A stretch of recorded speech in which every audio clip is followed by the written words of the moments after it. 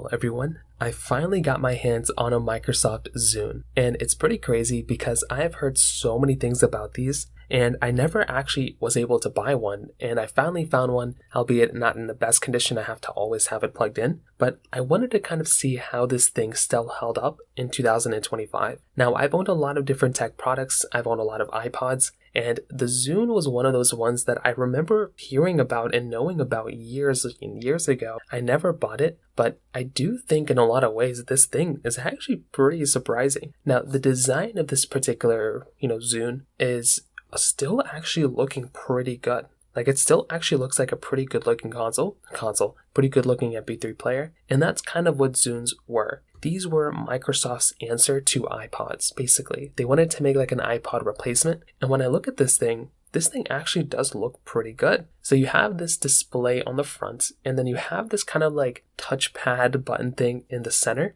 and this was, again, Microsoft's answer to iPods. So the UI itself and the way it looks actually still looks pretty good. I think the design of it still looks pretty good as well. One of the things that Zune was kind of known for, besides just being Microsoft product, was basically the audio quality. And it looks like for a lot of people, I guess Microsoft did do a good job at kind of giving you a pretty good type of sound quality inside of these types of MP3 players. Again, this was the main way that people were listening to music at the time. So if you were able to go through and basically pick up some sort of device like this, you were basically getting an MP3 player that was giving you a pretty good type of experience.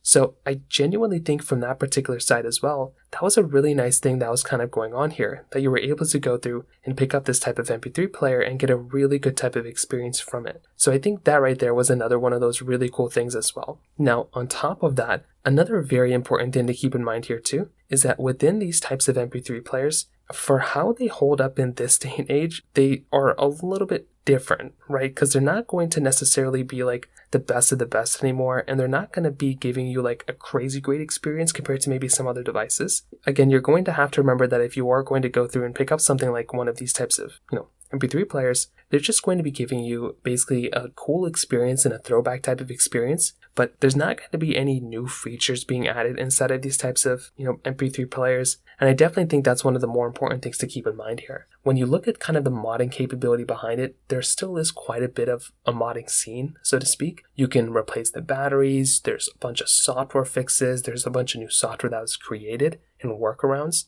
and you can even upgrade your storage. Apparently you can replace the original hard drive with SSDs, which is pretty crazy. So there's still a lot of cool things going on with it. But there are quite a few cons going on with Zune as well. There's no more online capability. There's no more Zune Marketplace, Zune Social, Zune Pass.